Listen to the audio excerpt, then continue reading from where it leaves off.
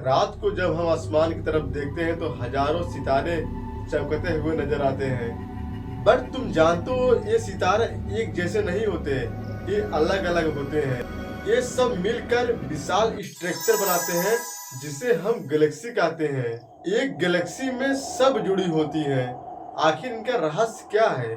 आइए हम point by point जानते हैं इनकी असली रहस्य क्या। जय हिंद दोस्तों, आज हम आपको ब्रह्मांड के बारे में या अपनी मिल्की वे के बारे में पूरी जानकारी को संक्षेप बाय संक्षेप समझाने की कोशिश करेंगे। गैलेक्सी का एक विशाल तारा मंडल जैसी संरचना होती है। हर गैलेक्सी में स्टार और निबुला होती है। यूनिवर्स में 100 बिलियन से ज्यादा गैलेक्सी होती है। हर एक गैलेक्सी का अपना एक सेंटर होता है जिसमें सुपरमेसिव ब्लैक होल होते हैं।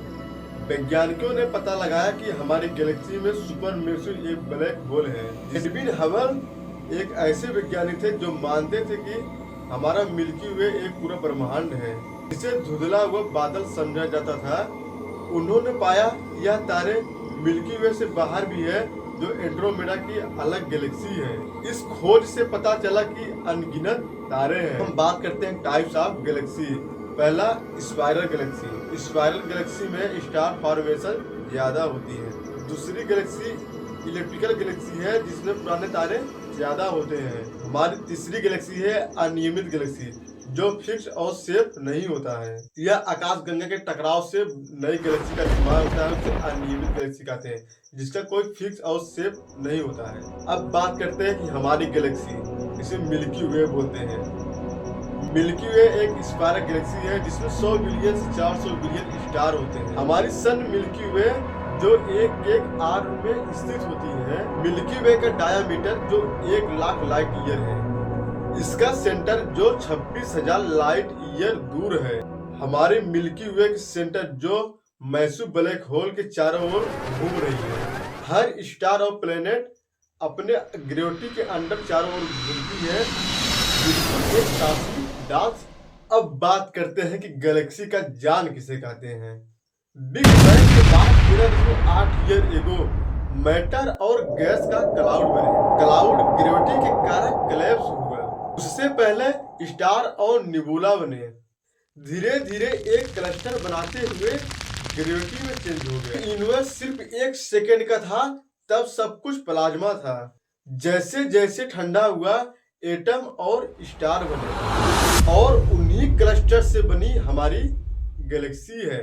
गैलेक्सी स्थित नहीं रहती है, जो एक दूसरे की तरफ मूव करती रहती है।